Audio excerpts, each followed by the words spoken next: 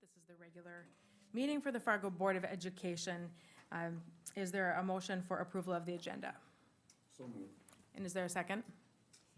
We also have an HR addendum. Jim, is the motion for approval with the HR addendum? Actually, the HR addendum is added into the updated agenda that we already received.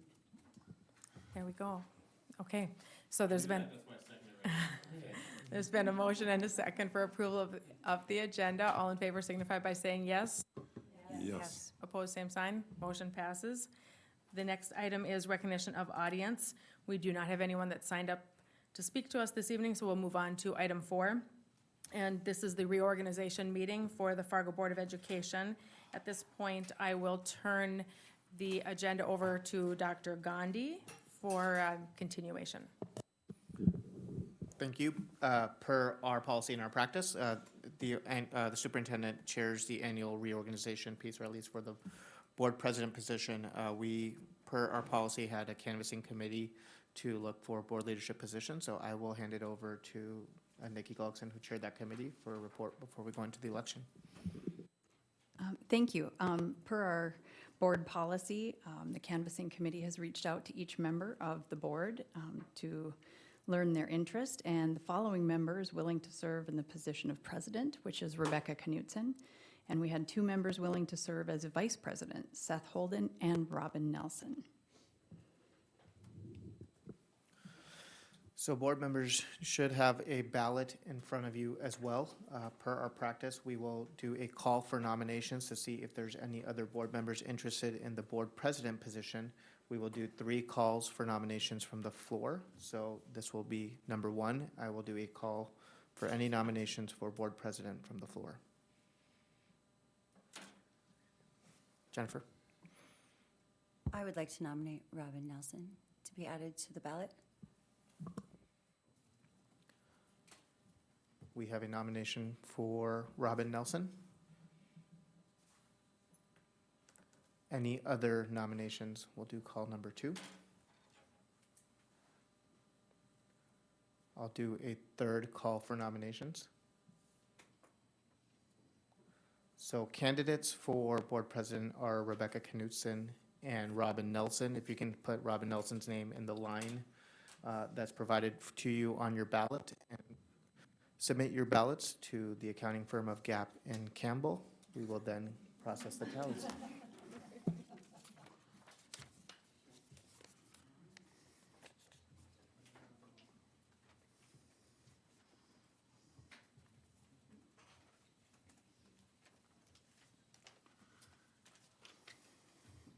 He said Campbell, too.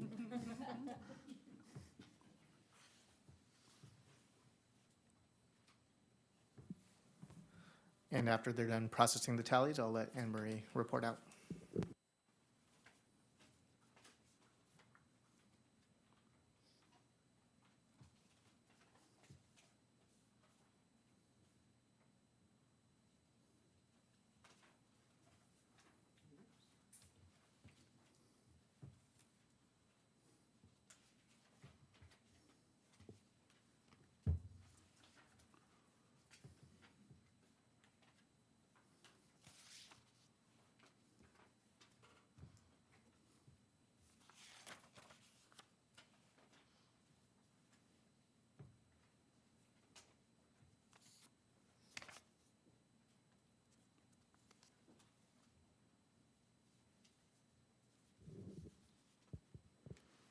We have tallied the votes, and the president will be for the 2021-22 school year, Rebecca Knutson. Thank you. I will now hand it back to the new board president, Rebecca Knutson. Thanks, everyone. Just wanted to say that I have thoroughly enjoyed serving as president this past year. And yeah, it's been a challenging year, but I've just enjoyed all the support that I've received from board members and administration and us working together. And did not put my name forward without saying that I thoroughly enjoy the work. It's very rewarding. And I think it's a position that everyone ought to have the opportunity to serve in, because there is the opportunity for so much learning. So thank you for your confidence in me. Moving on to Vice President, we have, as Nikki has mentioned, a couple of individuals that have said that they are interested in serving as Vice President, Seth Holden and Robin Nelson. I would call also for, as Dr. Gandhi did, additional nominations from the floor. Are there any other additional nominations for Vice President? Jennifer? I would like for us to add David Paulson to the nomination, please. Thank you, Jennifer. We will add David Paulson to the list. Are there any other nominations for Vice President? Any other nominations for Vice President? Okay, that has been asked for 3 times. So we have Seth Holden, Robin Nelson, and then if you would add David Paulson onto your ballot and cast your vote with your signature also, turning it into Jackie.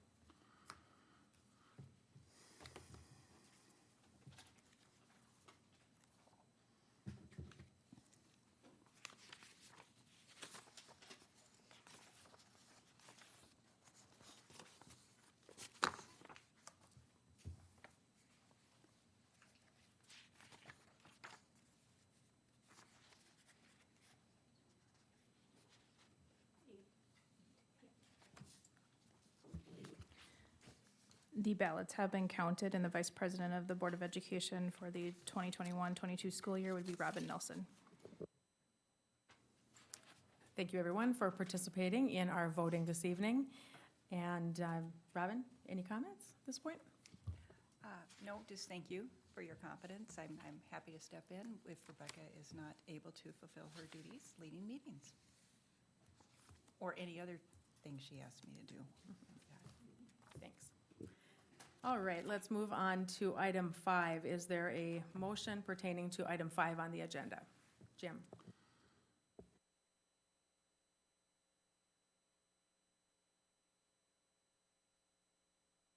For the attorney consultation regarding pending civil litigation.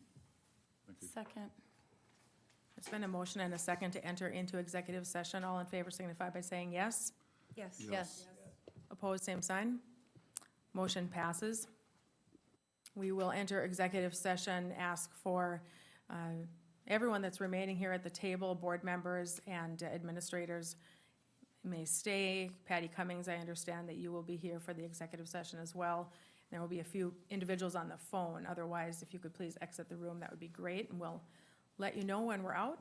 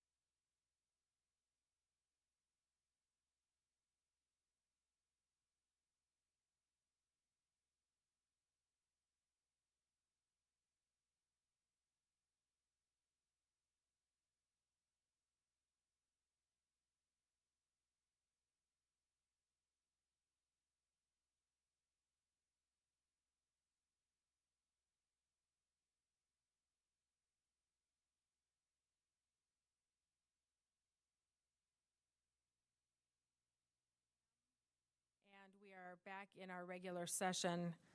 Are the mics on appropriately?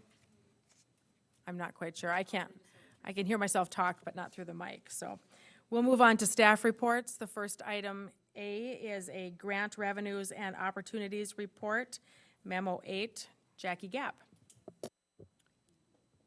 So I will introduce Megan Even, who is our grant writer, to go through this report with you.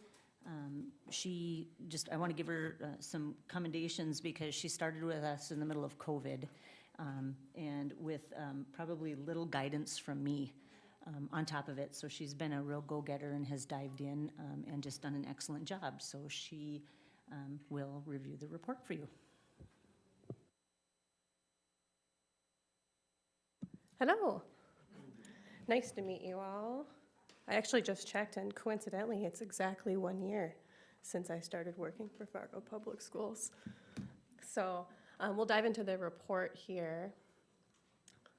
So you'll see, sure, I could project.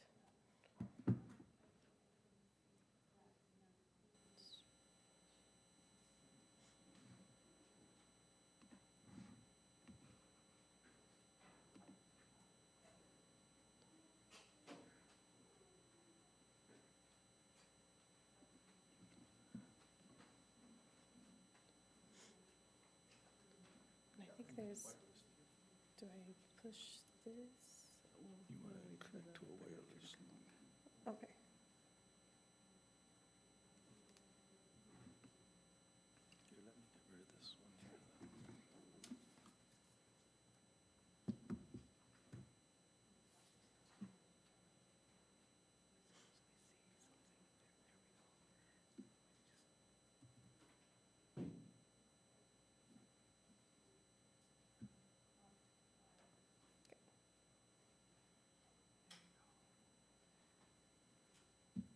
Thank you.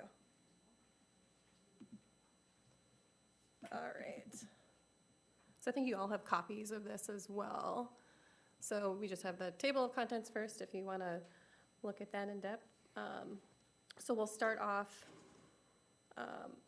some of my responsibilities. So obviously writing grants for the district and working closely with Haley before and Jackie, and then Haley's replacement as well on budgets and that kind of thing, especially the state and federal grants. So we're going to go over kind of looking back at the last fiscal year is what this report is looking at. So we have here first, these are the entitlement grants. So these ones are determined by formula. And as you can see, most of them come from Department of Public Instruction. So we have the funder on the very left there. Then you can see the different programs as well, broken down. And we've also included here, the little asterisk shows you which ones are part of the consolidated application. So titles 1, 2, 3, and 4, we apply for all of those together as well. And I don't know if you guys want me to go through details of those. Okay.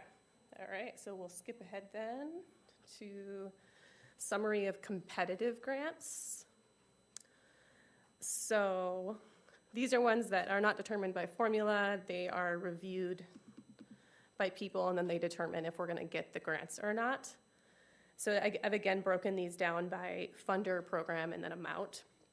You can again see that we do have quite a few by DPI as well in this category, but quite a few other funders also fall under this category.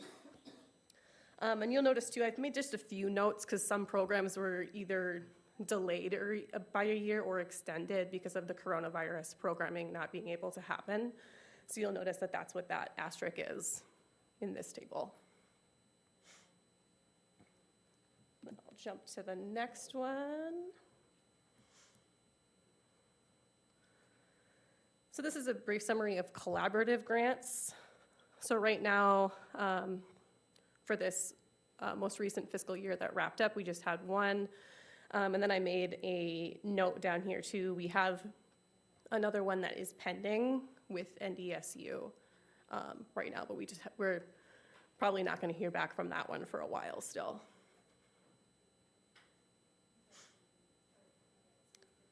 And then this is a new category, obviously, here, so I've just broken out the coronavirus-related funding to be by itself here. So you can see we got multiple different types of funding, again, mostly from DPI, but also from the North Dakota Council on the Arts. And you can see some of them were awarded on the entitlement funds, but I've placed here an asterisk the ones that were awarded on a competitive basis as well, so that you can still break it out into those categories. And I also have, this is a new category as well that I've added, which is rejected grants. So you can see other things that we've been trying to get and haven't gotten. And I've tried to put like the reason for rejection as well. So City of Fargo Community Development Block Grant, we've gotten that one in the past. They really went full funding, like it sounded like housing and food is a lot of what they ended up funding this year. The Costco one was kind of paired with No Kid Hungry. So No Kid Hungry, that one we actually did get an interview for, but we didn't actually ended up getting funding, but we were one of the final competitors for that one. Then I just tried submitting to Costco with some of the same information for that, but I'm thinking that they have a stronger relationship with West Fargo, is what happened there from talking to our foundation a little bit. And you can see too, Midco and United Way were a couple of other ones there. And then we've got just additional information kind of broken out, funding by source. So you can see it's mostly federal, and I believe with DPI as the pass-through, and then state and local funds as well. And then down here, how we spend the funding from these grants. So mostly salary, benefits, but also a good chunk going toward supplies, equipment, and contracted services. And then historic information about grant fund revenues. So I think that, yep, that's the federal one, is the largest chunk there, obviously.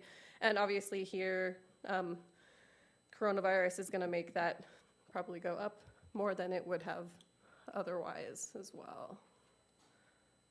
So that's the kind of overview of all of this. The report obviously has a lot more details if you have wanted to see the descriptions about what are some of these programs, that kind of thing. Do we have any questions right now or discussion points? Thank you for that. Robin, you had your hand up? Yeah, thank you, Megan. Your thorough report and the format leaves little room for questions. It was very well explained. I do want to highlight two items on page 10. Page 9, the North Dakota DPI Resiliency Grant. Your description is accurate, but I would go a little bit further. This was the grant that, through the state of North Dakota, that was actually a consumer confidence grant. And so those dollars, I assumed, were used for ventilation, sanitizers, masks, things like that, to instill confidence in our consumers, or maybe for lack of a better term, our students and staff. I think that those dollars were really well spent. When you look at the, sorry, my life is grants as well. On page 12, how you utilize grant funds, a lot of that is dictated by what the grant is written for. Right. So it's not up to the district to decide where to put dollars for what. So I appreciate that grant as well.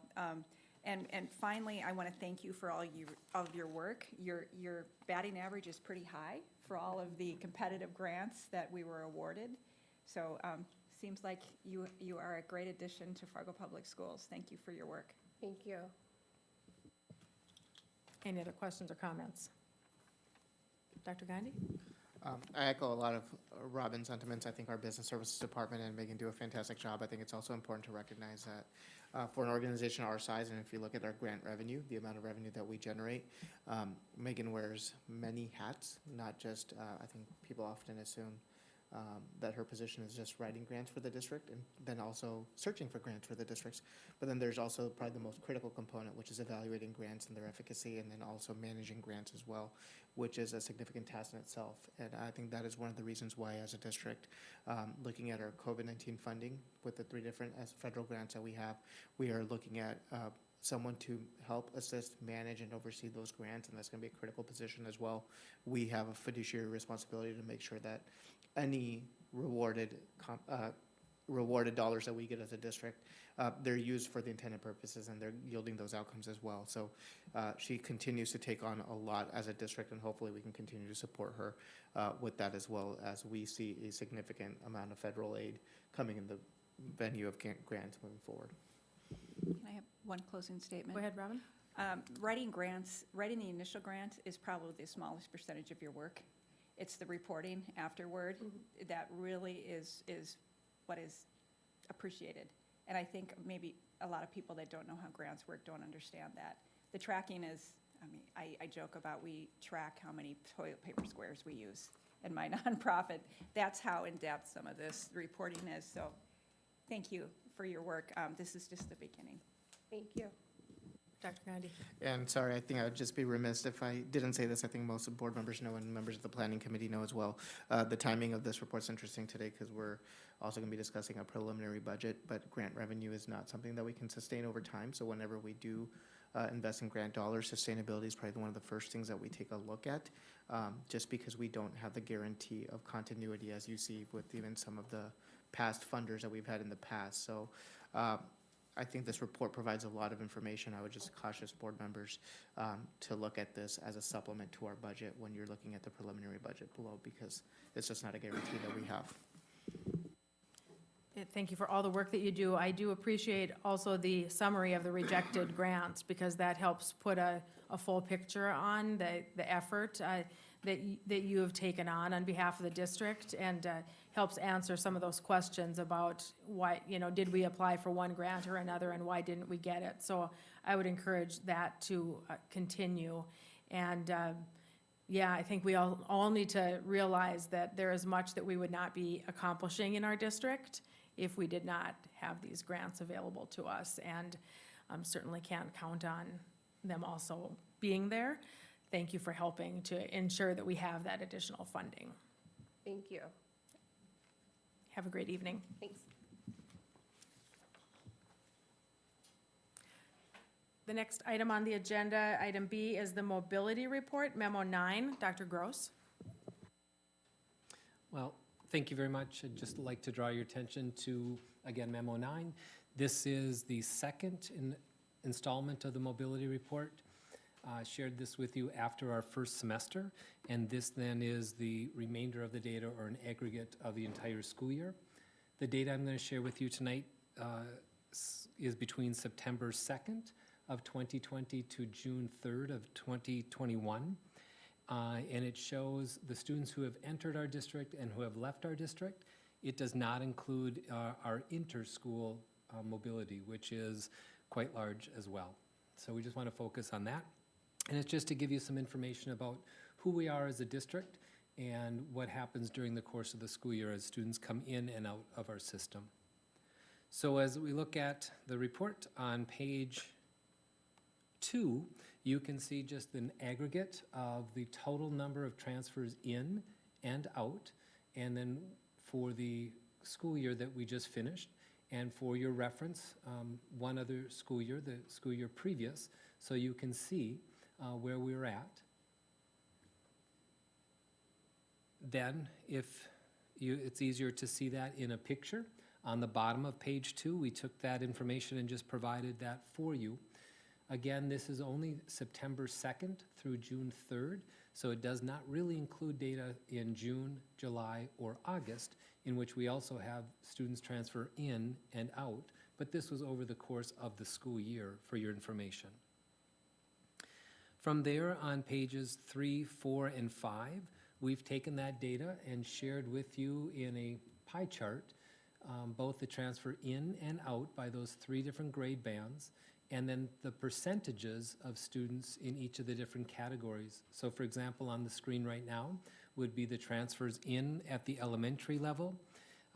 Just going around that pie chart, we use the same colors in all of the graphics. So the orange would be private school. The darkest blue there would be North Dakota, but not including West Fargo, our closest neighbor. The red is the West Fargo school system or district. Green is Minnesota, not including Moorhead, again, our closest Minnesota neighbor. The purple would be our Moorhead Public Schools, and then that lighter blue would be out of state, not North Dakota or Minnesota. So you can see kind of a percentage and a graphical representation of the transfers in and then out in grades K through 5. Then, as the report continues, that same data set is provided for you for the next 2 grade bands that we have. On the screen now would be our middle schools. So you can see those percentages by those same different categories for grades 6 through 8, the transfers in, and also transfers out. And then finally, the last set of pie charts that is in this report would be for our high school. Again, following that same color scheme, that same graphic representation of the transfers in, grades 9 through 12, and out. I think just looking at the data that we see, we can see we are a very mobile district with many students transferring in and many transferring out over the course of the school year, which provides some challenges for our staff, but they are well up to those challenges, and they do a great job of welcoming new students into our system and helping families transition to wherever their next destination is. The last few pages of the report is somewhat new. We began sharing this data, I believe, 2 years ago with the last end of the year mobility report, which was just to provide you some more information, both in the transfer in and out. And then when it came to some of the ethnicities and some of the other demographic categories that we look at in the system, you will notice that one of them is redacted, because anytime we have a subset that is too small in which individuals might be recognizable or be able to be identified, we do redact that information. So you can see that in 2 different cases on this set of data, that has happened. But again, you'll get the percentages of in and out by grade bands and by those demographic areas. And then finally, a request that had been made in the past was, if we look at the individual buildings, both the transfer in and out over the course of the school year, and that is on the bottom of page 6.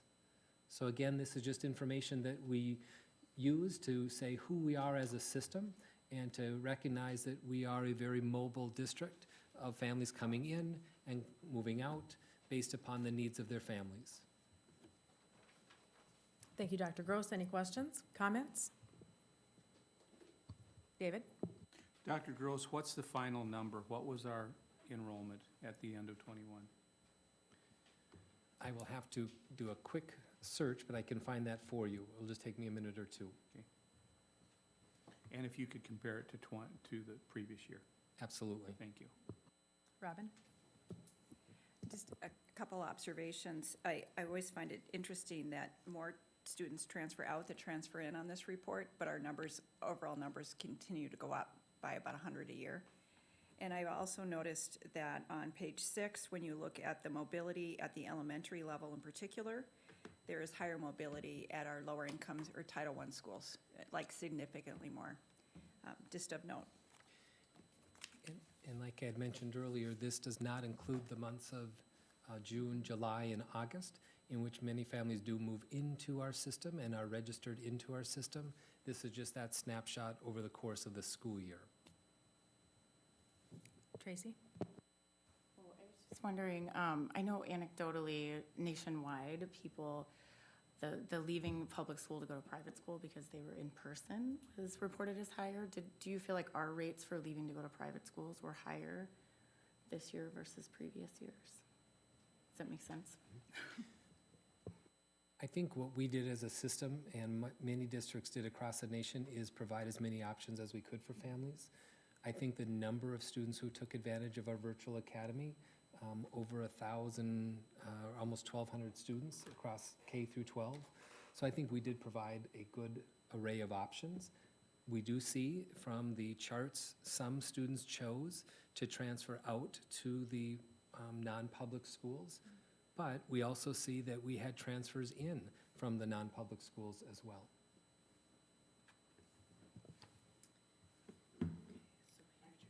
Jennifer had a question. While he's looking for that, I could maybe try to answer yours, because I have the old mobility report here.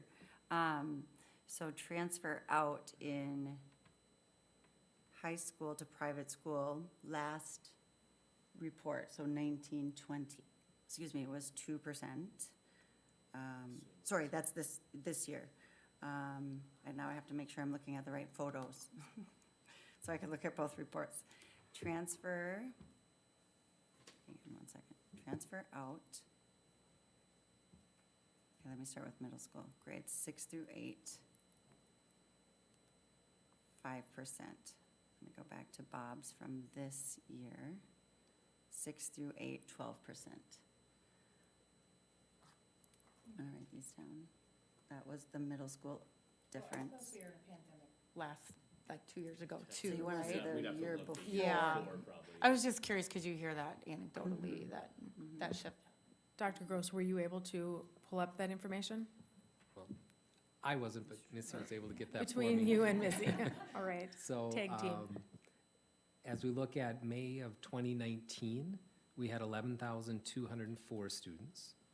May of 2020, 11,346. And May of 2021, 11,141.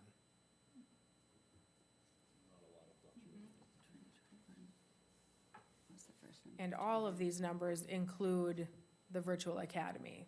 Those students that attended the virtual academy are built into this report, just as if they attended another school. Yes, they are. Okay. Any other questions or comments? All right, thank you very much. Moving on, item C is the operational plan report, memo 10. I will turn this over to you, Dr. Gandhi. Yeah, just want to first off thank all of the board members for allowing administration to present this at this meeting in July. I know normally it's done in June as well, but we've had a little bit of a busy year with a virus kind of throwing a wrench in our originally designed operational plan or the work that we normally do. Last year, we presented to you an operational plan that had consideration with COVID-19, and we try to include a lot of our energy and focus on that as much as we can. But I think at that point in time, that we would have known how much we would have had to deal with changing guidance, changing just parameters and new information. You know, we started the year knowing what we knew about COVID. At that time, we followed the guidance from the state to create a smart restart plan. We followed the research at that time. I think one of the biggest changes that we probably adapted to throughout the year was knowing whether the virus was transmitting in schools or not. That was something that we were studying on an ongoing basis. When the school year started, our cleaning was a significant concern because there was far more at that time speculation about the ability of the virus to transfer on surfaces and keep the students safe or not. That changed over time as well. So what you have in front of you is our completed operational plan. As we have done in previous years, we have indicated things that might be ongoing projects for the district or that were projects that were annual or take a multi-year step as well. But I'm extremely proud of all of the work that our cabinet, each of the departments, all of our teachers, all of our support staff in the district have done to complete the agenda items that we had in the operational plan, but also develop our deal with COVID-19 as well. So I will be happy to answer any questions, but what you have in your packet is the completed operational plan and our status updates. Thank you, Dr. Gandhi. Questions or comments? Robin? Thank you. Jim, did you also have your hand up? Okay. It's nice to see with all the challenges, still a number of completed efforts, and rightfully so ongoing. Some of this work it's not one and done. I am wondering regarding the decommission part for Agassiz, is there any kind of an update that you can provide us on that? Sure. As we've kind of discussed in the past, the decommission part of Agassiz is really going to be contingent on where the new home will be for Dakota High School and the adult ed programming. We obviously, you'll see that one of the agenda items in here is in progress is the relocation of the district office. The pandemic has delayed our ability to move. We do hope that we're able to move by the end of this calendar year. It's just that, there's been delays in construction, supply chain, and things of that nature. So once we're able to move the remaining staff from Agassiz, finding a new home for Dakota High School and the adult ed program, which need to be tied together for programmatic purposes, will be the priority, and that's going to dictate the timeline for decommissioning Agassiz. We do intend to present to the planning committee or just begin that conversation at the August planning committee meeting about what are different options that we can do to take a look at that, knowing that, Fargo's a good-sized market, but it's not every single day that you're going to be able to find a facility that can just readily house a school that serves 120 students in an adult education program. So we have to just be creative and think about that, but we won't be able to move the Agassiz building or decommission it until we have a new home for Dakota High School and the adult ed program. And how about the continuing effort regarding the Explorer Academy and any hiring needs that are still out there, challenges in terms of fulfilling those hiring needs? Is there any kind of an update on that? Go ahead, Missy, if you'd like Okay. to, or Dr. Gross. Working with Justin, we have to give the principal of that academy some credit. He is an extremely good connector and recruiter for us. And so I think at this point, as far as I know, he's fully staffed. So I think 4 teachers is where we're at to begin with, paraprofessionals, BCBA, social worker. And so I've been very impressed with, his work to make sure that that is staffed. And now he's going into his training plan, which is an extra 2 weeks of training for all members that will be at that site. Fantastic. Good news. Again, thanks to everyone involved. Lots of extra work that was never expected, but nonetheless achieved. The FEA report is on here as a standing item. I know that during the summer, FEA is usually not at our meetings, so that's understandable. We'll move on to item E, the superintendent's report. Dr. Gandhi. I don't want to take up too much of your time, just a couple of things. You did mention, President Knudsen, the Explorer Academy. The Explorer Academy is also a victim of just construction and supply chain and everything else, the delays that we're seeing across the market. So we are monitoring the progress of the Explorer Academy. It is very, very close to completion, but there's obviously lots of work that needs to happen as well. I will communicate with the board if there is a need, but there might be a need to start that program of services after the start of the school year with the rest of our students, and what the implications would that way be, whether it's extending a school day or whether it's ending the school year later. If we need to cross that bridge, that will be something that I will continue to communicate with the board, but we're expecting some information on that by the end of the month about what we're going to be able to do with that facility as well. That being said, we are also extremely excited. We are really excited about the set of services that we're going to provide. That's been a gap in our community, not only for our school district, but other districts as well. And it's really going to be a true environment for a lot of our students to succeed that otherwise didn't have that opportunity through a public school district in North Dakota. So we're really excited about that.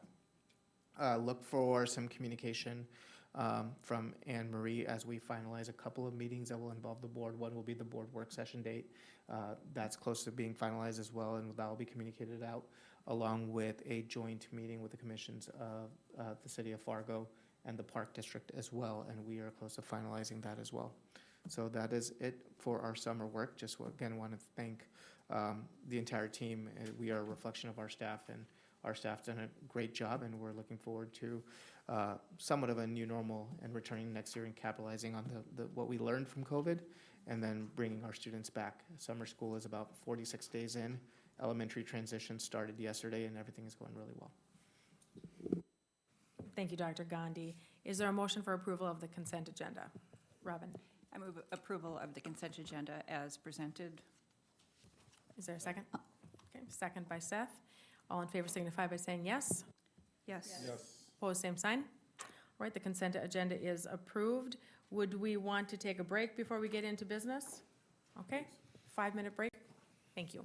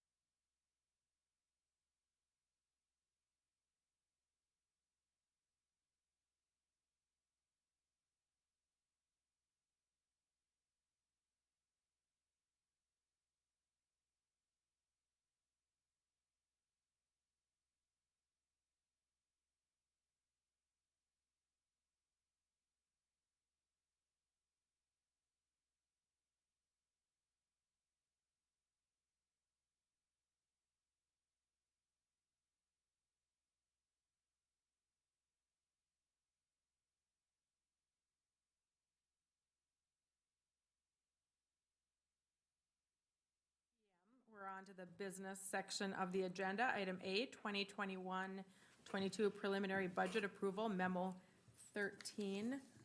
Jim, would you like to start the conversation? I'm going to kind of walk you through a 10,000-foot view on what the big items are that we're changing. Then we can certainly dive into any particular line item you may have a question on. We obviously have multiple funds to go through, so my thought is we'll tackle the general fund, then the planning committee will be making a motion on it, then we'll go on to the building, we'll make a motion on it, special assessment, so on and so forth. So we'll start with the general fund. First page of the general fund numbers really are all about our revenue. And the bottom line is we're expecting a 1.18% increase in total revenue, which is about as low as it's been in my term on the board. That's a reflection primarily of the state foundation aid and our current ADM number that will be paid on. We're estimating the property tax revenues locally will go up about 5%. We anticipate our rental income will return to pre-COVID levels. Things are happening out at Blue Stem, and the rest of our facilities are going to be available for rent as well going forward, hopefully, this next school year. We're anticipating 3 houses to be sold by our construction vocational ed program, which is one more than typical.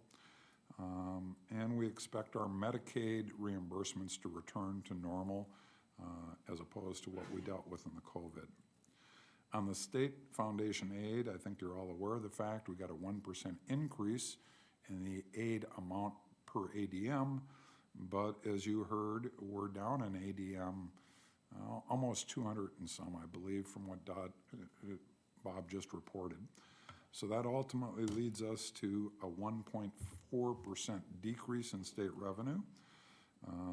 There will be some on-time funding that kicks in this year again, but that's only at a 60% level, so that doesn't make us quite whole on our new students either. And we think we'll get a little increase in transportation aid because we'll be back to running normal routes. So on the overall revenue side, luckily we're not going in the hole, but we're certainly not feeling like we're just making money hand over fist. On the expenditure side, and a couple of things I want to point out along the way. I've had a few board members that have asked specific, clarification thing. We are proposing in this preliminary budget a 1.33% increase for salaries across the district: teachers, paras, support staff, administrators. So when you start looking at the staff salary expense lines and you don't see the 1.33, math kind of gets messed up. That's because we also anticipate new hires that have to be put into this data as well. So I'll try to highlight those as we go through it. On the administrative side, one of the questions that came from a board member is, boy, that 8.5% increase on admin seems high. First of all, just keep in mind if we add a teacher, just one teacher, we'd be adding it to a budget line of about $58 million. If we add one administrator, we're adding it to a budget line of $7.8 million. So we're talking a much smaller number when you start looking at the percentage. In terms of true administrators that are being hired or proposed to be hired under this budget, one would be an elementary dean of students for Clara Barton and Hawthorne. That person might not be the same human, but that position is currently being paid under a teacher contract, under our intern program, which we have been transitioning those teacher contract interns over to administrative positions, which is truly what their role is. So it's really not a new hire, it's a reclassification from the teacher salary line over to the administrator salary line, but it increases the percentage for the administrators. We have a new principal over at the Explorer Academy. We're anticipating hiring an attorney for the first time in the district, and we had a reclassification of one of the employees in the business service department from a grant position to really a full-blown CPA position, which will come at a slightly higher cost, more responsibility. But again, that's really not a full new hire, it's a reclassification of a current employee to a different level of responsibility and pay. We're also going to eliminate one library coordinator. So that's the total new administrative hiring package. Administrators across the district, unless something else changes, when we finalize everything with teachers, are on average going to see a 1.33% pay increase. So it's not like our principals, our cabinet members here are looking at an 8% salary increase. I wish you were, but you're not. On an employee benefit side, well, first let's go through teachers. We're estimating, of course, all of the teacher salary components and the benefit costs associated with them based upon the last offer the board had put on the table in negotiations.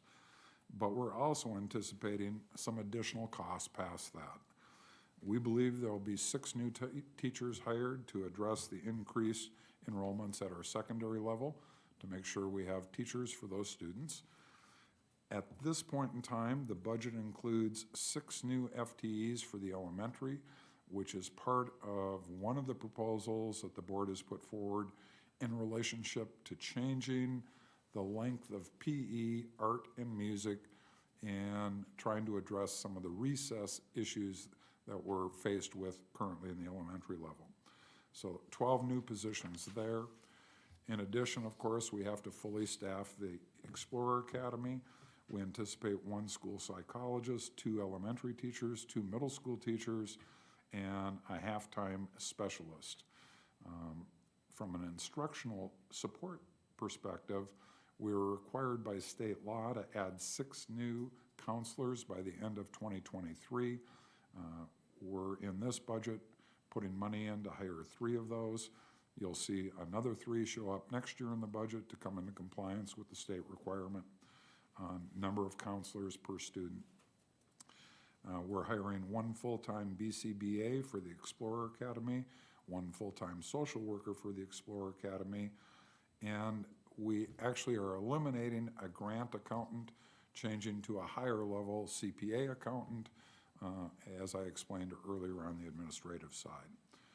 From a secretary standpoint, we're only suggesting 1 additional secretary, and that'll be for the Explorer Academy. On the paras, we've currently in this budget put in 9 total paras for the Explorer Academy. Custodial, we're looking at 2 additional for the Explorer Academy. So besides the 12, 6 for secondary, 6 for our proposed change to elementary art and music, all of the other teaching staff is pretty much related either to a state mandate, as in the counselor, or to the opening of the Explorer Academy. One of the other areas that's a pretty big budget item for us is health insurance. And of course, we recently approved a 5% increase in the district's cost for the calendar year 2022. But that had to be built in because half of this operating budget will include that increased cost. And of course, all of the benefits associated with new hires create additional dollars for health insurance from the district, dental insurance, life insurance, and TFFR and Social Security. Those are really the major changes in the actual preliminary budget. I just want to get to the bottom line and make sure everybody understands what we're looking at. Our total revenue was estimated to go up by that slightly more than 1%. Our total expenditures are actually being projected to go up by about 2.4%. So we are estimating a deficit budget for the coming year. That's in part because we as a board gave the authority to the negotiating committee to actually propose more in salary than we knew we'd have budget to do. So that created some of this deficit. Obviously, bringing in all of the Explorer Academy at the same time we were losing state revenue to ADM created a chunk of it. And the other item, which is kind of an anomaly, I'll talk about it more under the planning report, under board reports, there's a new program that came out that allowed us to upgrade the radio systems in the district, the two-way communication radios. And in this budget, we have allocated $750,000 to buy the new radios. Once we purchase them, we are going to submit them for reimbursement to the program, and we're going to get back $637,000 of that. So we will have a cost of about a little less than $120,000 to fully upgrade our two-way communication radio systems. But that reimbursement happens after the fact and is not represented in the revenue. So really our deficit ultimately, when that comes back in, would be $637,000 less than is projected here. All of that being said, we still end up with a fund balance of over $30 million at the end of next year, which represents 18.6%. And of course, kind of the guideline that we have given our administration is to make sure we maintain at least 15%, so they're in compliance with that. With that, I'd like to make a motion that we approve the preliminary general fund budget for 2022. Second. There's been a motion and a second. Any discussion? Jennifer? And then Robin. Thank you.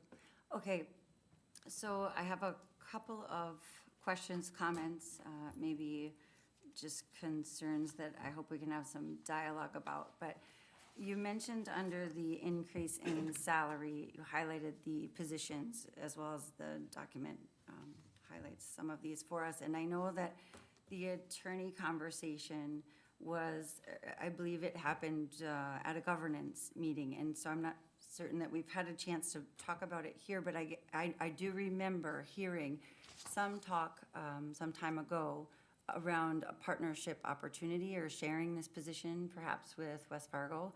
And did anything come of that? Could we still look at it? Because it was also said that even if we have an in-house attorney, we will be needing, outside sources as well sometimes. And so I think in terms of looking at a deficit budget and areas where we could be maybe better balanced right now, that might be one. And if ADM has decreased in this last year or over the course really of the last few years, on average, maybe Bob could answer that for us, in terms of enrollment, are there concerns? And is there a plan to address that? And what does that look like? Because we're talking about $1.2 million just for this year, this budget.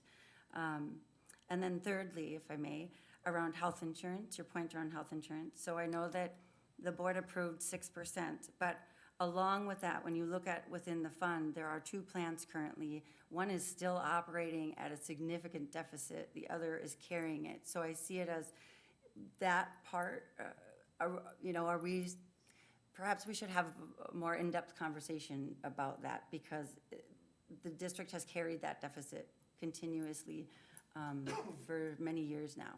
And then one plan is a deficit, the other isn't. Is there something structurally we could look at differently so that it doesn't continue in that direction? And yet with, little disruption. So those are really the three main points if you were taking notes in your head. Dr. Gandhi? Thank you. Go ahead and start where you would like Sure. to start. So I'll start with number one. Yes, we did talk about partnership opportunities for an in-house counsel position. That this conversation's been happening for, I think, as you know, a couple of years now, specifically with West Fargo at that point, and even now.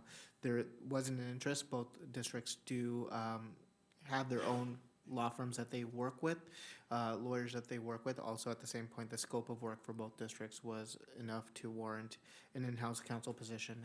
You are correct that just having an in-house counsel position does not completely eliminate the need for any outside counsel, but one of the things that you will see in the budget is that there's two reasons that we are proposing an in-house counsel position. One is that there's a gap in services. There's a lot of work that we actually don't even send out to outside counsel because of the cost of an outside counsel, and we think that work falls on our administrators, and I do think that it creates liabilities, specifically when we don't have any process right now in our district, outside of our business services office, to go through every contract from a legal lens. Oftentimes, our contracts are established or going against an individual or an entity that does have legal counsel preparing their contracts as well. So that's just one example.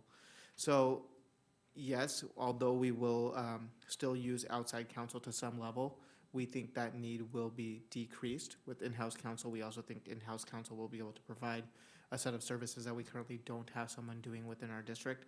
You will also see that in our legal fees budget, because of the potential for in-house counsel, that has been reduced. It has not been eliminated, but it has been significantly reduced as well to help offset that cost. So that is kind of response to the partnership piece, but we have explored that with other districts as well.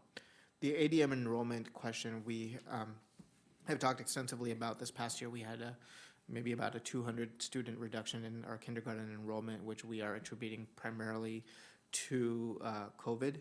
You will see that the demographic analysis that was presented to the Board of Education by RSP, the demographers that we work with, shared that they think that's a product of COVID as well. We are projected to continue showing that growth in enrollment.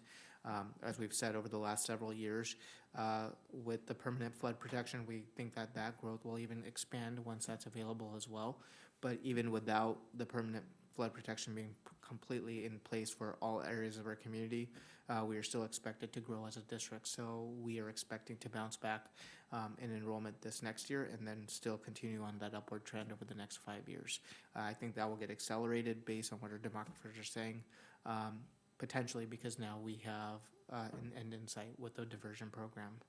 As for the health insurance, I know that's a question that's been tackled by the committee. I'll probably defer to someone that sits on the committee. Go ahead, Jim. You know, first of all, the good news is I don't even like to call it a low deductible plan because it's not really a low deductible anymore. And it actually isn't bleeding as much as it had in the past. So maybe that was because people went in less because of COVID. We don't know. But this is one of the major topics for the Health Insurance Committee this coming year, is to really analyze, do we need two plans? Should we maybe have even a different high deductible plan?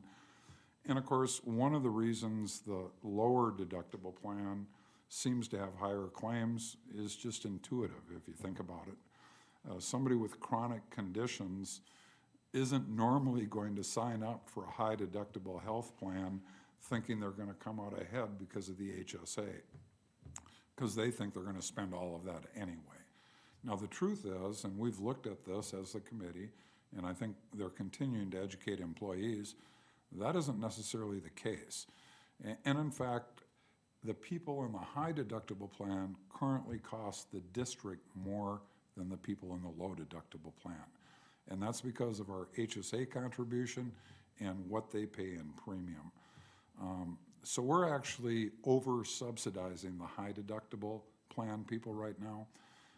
So all of those are front and center in the health committee. And I would expect they're going to come back with some plan change recommendations for the next year. Can I just ask a clarifying question? Sure. Since you offered that up clarifying question, though, when you also add claims into that cost, then it's lopsided again. Right.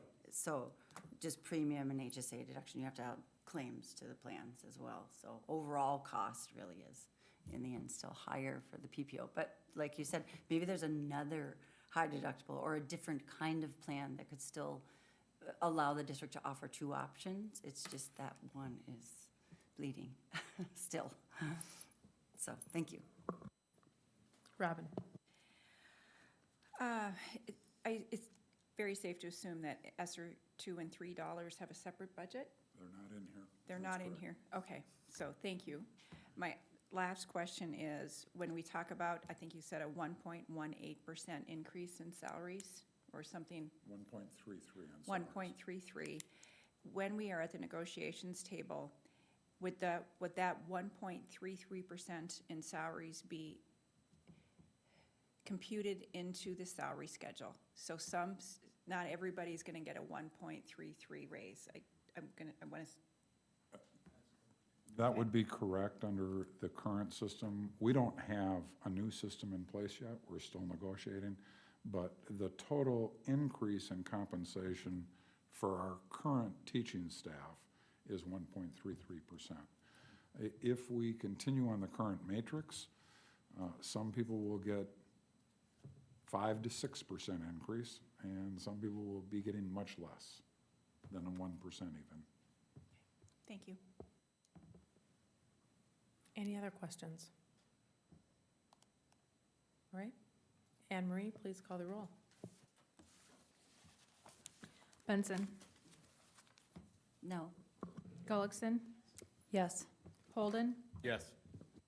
Johnson, Yes. Nelson, Yes. Newman, Yes. Paulson, Yes. President Knutson. Yes, motion passes. Jim? Let's move over to the next major fund, which is our building fund. It's our brick and mortar dollars. And we are anticipating on the building fund an increase locally of the property tax revenue of 5%. We get no state funding for the building fund, it's all local. Mills are gonna remain the same at 15%. There will be a transfer. We actually have, for lack of knowing how to really say it, we actually have two building funds. One that was authorized under state law, one that was authorized by local voters. And we'll come to that other fund in a moment, but it collects money and then transfers everything over to the building fund, 100%. And that'll be 6.5 million that we think will come in from the special levy fund. Major projects coming out of the building fund this coming year are the North High Track, estimated at about 2.5 million. We anticipate there'll be an additional budget item there for addressing the parking lots up at North High, which are in bad need of repair at this point in time. We are looking at potentially putting in early childhood special ed addition at Hawthorne. That has not been finalized yet, but we're putting a placeholder for some of the funding into the budget process going forward. We've got about 2.6 million left that'll get spent for the finalization of the Explorer Academy. We've got about $200,000 left for the Agassiz Plumbing Project and about $800,000 for the refit and remodeling over at the RDO building, soon to be the district office. So on the building fund, if you look at it in total, we are looking at, currently, we have a fund balance of 3.8 million at the end of last year. Based upon what we are planning to budget out, we're gonna pull that balance down to 273,000. That's not something that, from a planning committee perspective, and I think I'm speaking for Jackie too, is a concern at all, because we will replenish those buckets annually with both the special levy fund and the building fund, and knowing what our debt load is and where it's going, we will have the capacity to bond for future buildings that are being anticipated over the next 5 to 10 years. So with that, I'll make a motion that we accept the building fund as presented for our preliminary budget of 2022. Second. There's been a motion and a second for approval of the preliminary budget for the building fund. Questions? Robin? I asked Jackie a couple questions about where things were categorized, which make no sense to me, but I know now that is governmental accounting for school boards. My one question that is, I'm sure I've asked this before and I've forgotten, why do we pay SROs out of our building fund? Same answer? Sort of probably my mistake. I use the same report structure when I pull these reports. That is not what is coming out of the building fund, so I need to change that title. What is coming out of there would be engineering fees and that type of thing. So no SROs are coming out of here. I will make a note. That makes me happy. Thank you. That makes more sense. Thank you. Thanks for raising that question. Any other questions? Jennifer?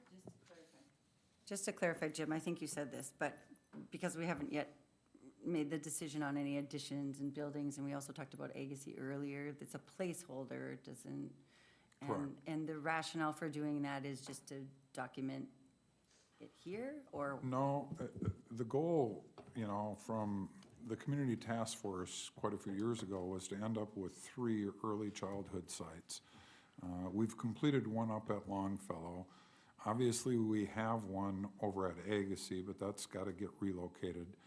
And I think the current district thought is the next elementary school we build out south will actually have a early childhood special ed component to it. Wing maybe might be the right way to put it. Preliminary drawings show that we clearly have the ability to put an addition onto Hawthorne to serve that population that really is the center of the city. I think, and it's real rough at this point in time, I want to, correct me if I'm wrong on this, I think it was about 8 million total for the project, but we really haven't got it finalized yet. We're just saying potentially we might break ground on that still this school year. Hence, it's a budget holder. But no action's been taken by this board to approve that project, so no dollars are going to be spent until it does. Dr. Gandhi? Yeah, and it's a little bit tricky with planning because we have, obviously, the multiple budget certification process that we go through at board meetings, starting this all the way up to September or October when the budget's certified, that we will also present to you a long-range plan. And from administration's perspective, when you look at the financial capacity for building projects in our district, you have what you have in the building fund, right? If you're not looking at general fund. But then the amount of dollars that you allocate or you potentially plan to spend from the building fund will also dictate and be part of your bonding capacity down the road. So for us, we have to have some sort of placeholders or build some things in because the ability or the cost of one project may impact your bonding capacity for another, or whether you're going to use a certain fund or not. So that doesn't mean that everything that's built into the plan will come at that same rate for the board approval. It's just that we have to start somewhere so then we can start thinking of longer term sustainability too. Any other questions? Anne Marie, please call the roll. Gullickson, Yes. Holden, Yes. Johnson, Yes. Robin Nelson, Yes. Newman, Yes. Paulson, Yes. Benson, Yes. Knutson. Yes, motion passes. Jim? That'll bring us to our special assessment fund. This is a fund that is strictly levied to pay the special assessments that are given to our properties by the city. And we typically try to only collect as much as we anticipate spending out. This particular year, we're anticipating a 5% increase again in property tax, so the revenue line will go up by that amount. Our mills will remain 1.25. We're not recommending a reduction or an increase. The outstanding specials that we have at this point in time are primarily related to EdClap, although through the course of the year, we always get little bills for sewer work done next to one of our buildings. So currently, our outstanding principal is $607,000, and we'll end with a fund balance of about $547 at the end of the next year based upon this preliminary budget. With that, I'd move adoption of the Special Assessment Fund preliminary budget for 2022. Second. There's a motion and a second for approval of the preliminary budget for Special Assessments Fund. Any questions? President Knutson, who are you saying did that second? I will assign that to Dr. Newman. Thank you. Any questions? Anne Marie, go ahead and call the roll. Holden, Yes. Johnson, Yes. Robin Nelson, Yes. Newman, Yes. Paulson, Yes. Benson, Yes. Gullickson, Yes. Knutson. Yes, motion passes. Jim? Our next budget is our special levy fund. This is that additional one that we use for brick and mortar purposes that was granted by the local voters in our district. It is currently 11.35 mils. Again, we're estimating local property tax will go up 5%, so this will increase by about 5% as well. And this gets fully transferred over annually to the building fund, which is really where the expenditures are going to be made. With that, I'd make a motion that we approve the preliminary special levy fund budget for 2022. All right, there's a motion and a second for approval of the preliminary budget for the special levy fund. And is there any discussion? Any questions? Anne Marie, go ahead. Johnson, Yes. Nelson, Yes. Newman, Yes. Paulson, Yes. Benson, Yes. Gullickson, Yes. Holden, Yes. Knutson, Yes, motion passes. Jim? Our next fund is our debt service fund. This is really where we pay back the bonds that we have used to construct property in the district. And we are anticipating fund transfers going in. This does not have its own tax. This is funded through our other programs, primarily the building fund and the special levy fund. We're anticipating interfund transfers of 8.695, and that will pay off the principal and interest, principal of $6,079,256, interest payments of $2,616,714, and it just about completes two of our bonds. We will, I believe, our 2015 limited tax refunding bond for $9.8 million, and our 2015 B limited tax refunding bond for $9.7 million will be pretty much closed out at the end of this next calendar year, which again just increases our capacity for future bonding. With that, I'll put forward a motion to approve the debt service fund for the preliminary budget of 2022. Is there a second? I'll second. All right, second by Nikki. And any questions regarding the debt services fund preliminary budget approval? No questions? Anne Marie, go ahead. Nelson, Yes. Newman, Yes. Paulson, Yes. Benson, Yes. Gullickson, Yes. Holden, Yes. Johnson, Yes. Knutson, Yes, motion passes. Nutrition Services Fund, Jim? Our very last fund for approval tonight is our Nutrition Service Fund, and just a couple of global overviews on it. Again, for the coming year, we're going to be providing free breakfast and lunch to all students under the seamless summer option, thanks to the help of the federal government. We do anticipate some return to a la carte sales, and the free meal donations to cover lunch debt will not be necessary for the coming year because no students will be able to have a lunch debt next year, thank goodness.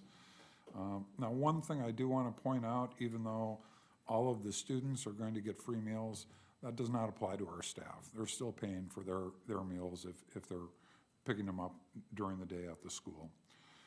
On the salary side of nutritional services, because we break their employees out separately through this budget, again, they're anticipating a 1.33% increase as all other employees. They're going to be adding one staff person to serve over at the Explorer Academy. They too have to increase their budget for health insurance by the 5% the board has authorized, and potentially up to $10,000, depending upon who their new hire is and what they elect for health insurance. If they took family coverage, it's about a $10,000 bill to the district. Obviously, minor bill for life insurance and dental insurance on that employee, and then TFFR. The biggest increase, and I think this will make some of us very happy, in their budget comes in the food line item. She is upgrading the quality of the food that we're buying quite a bit to hopefully get more nutritious and hopefully things that the kids actually want to eat when they come through the lunch line. If you go to the second page, And of course, we're not anticipating any charging of the students. We're going to see a pretty significant deficit in this budget. That, quite frankly, is by design.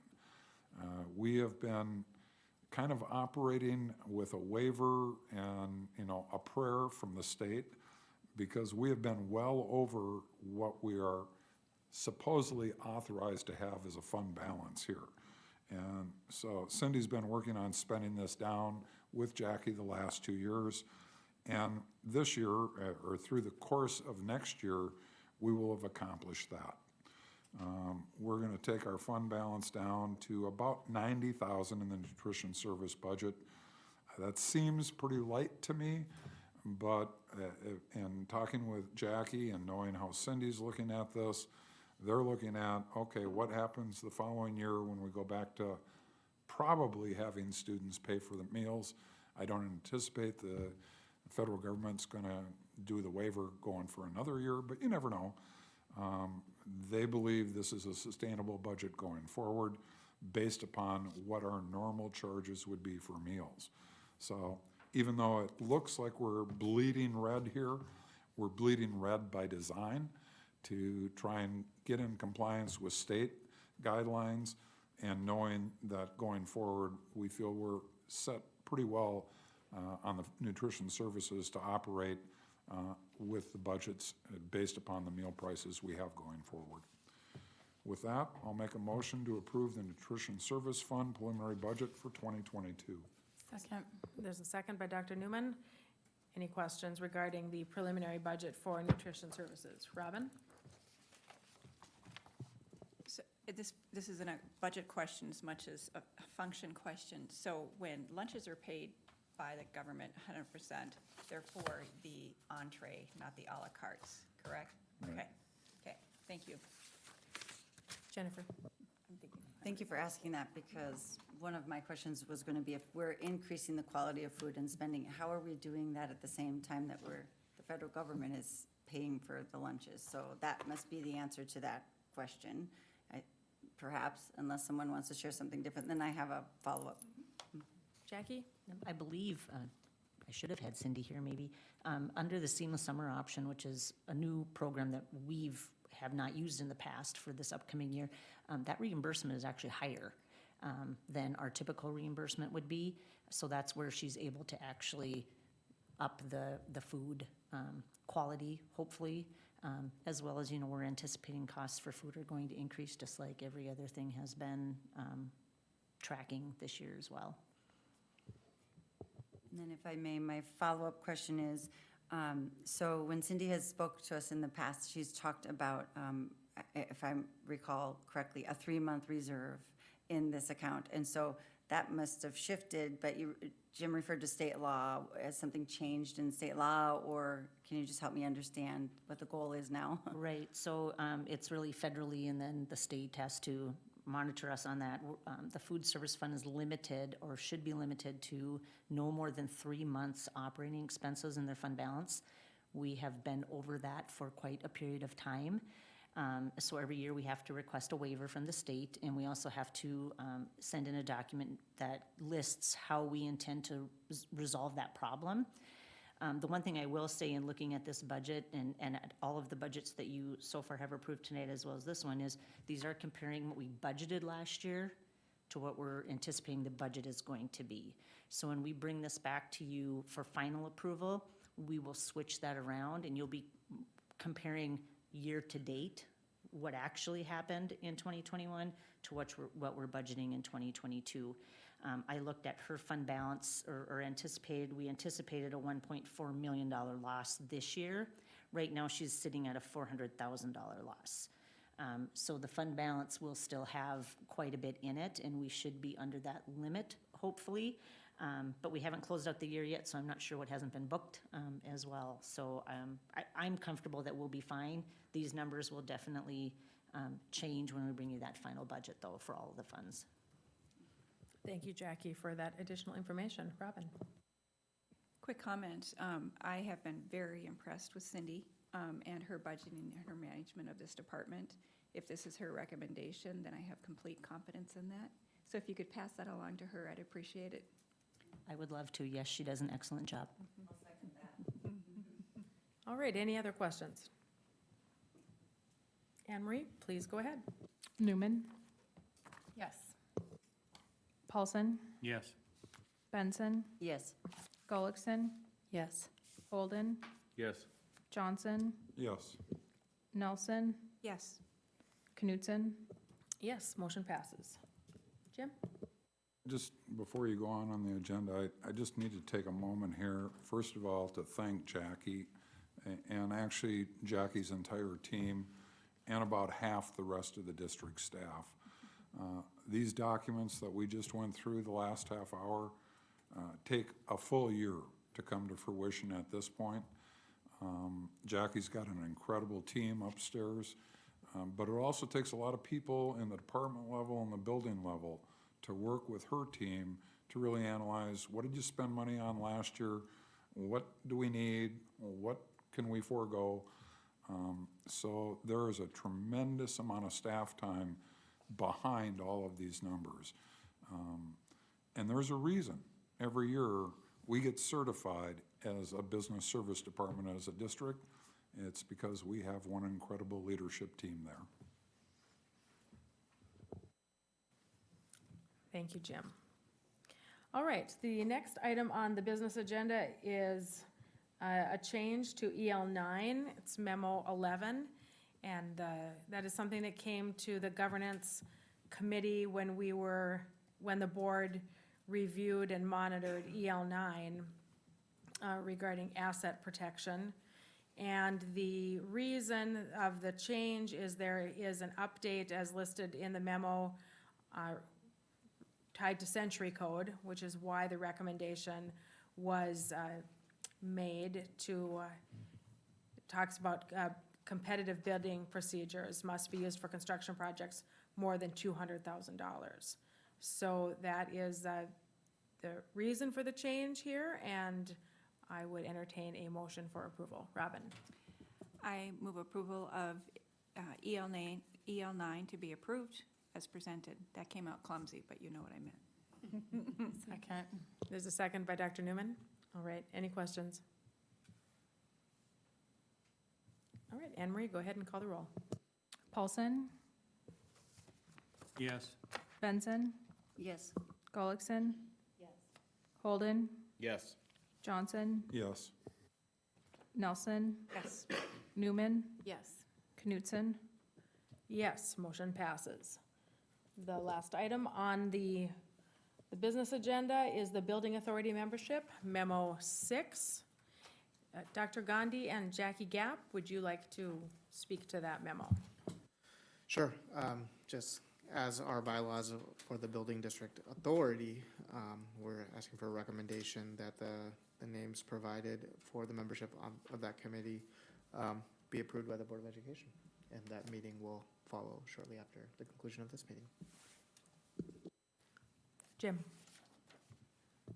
I'd like to make a motion that we nominate or submit for approval Jennifer Benson, Nikki Gullickson, Seth Holden, Rebecca Knutson, Brian Nelson, Robin Nelson, Tracy Newman, David Paulson, myself, Dr. Gandhi, and Jackie Gapp to serve as the members of the school district's building authority for the coming year.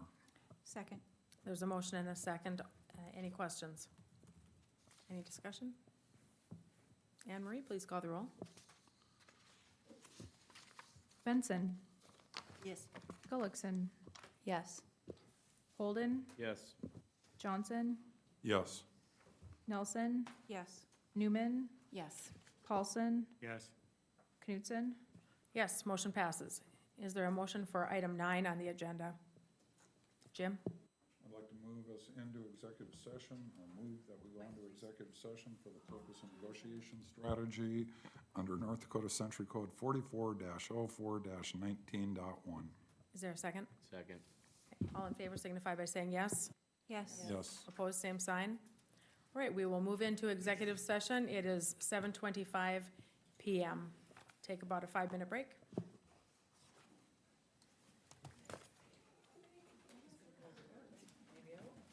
I have the most thorough report.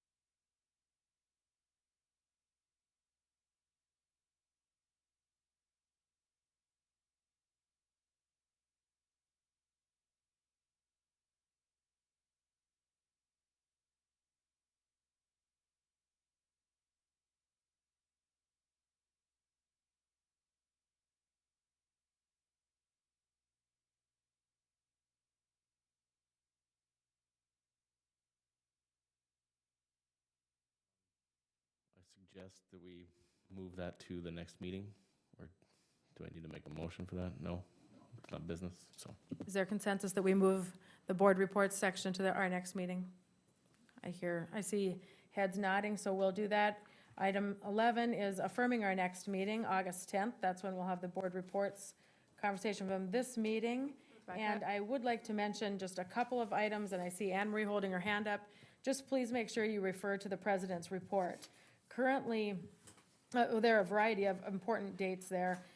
Currently, we have, for August 2nd, the joint meeting of the City Commission, School Board, and Park Board meeting scheduled. That is when most of board members were able to be there, and also in terms of folks that would be attending from the City Commission and the Park Board, a majority of folks are able to be at that meeting over others.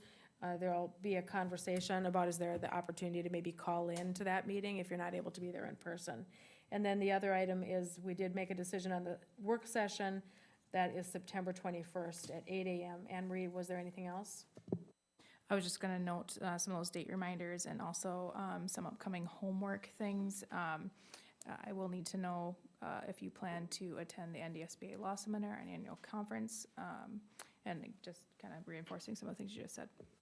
Okay, thank you. So, Jim?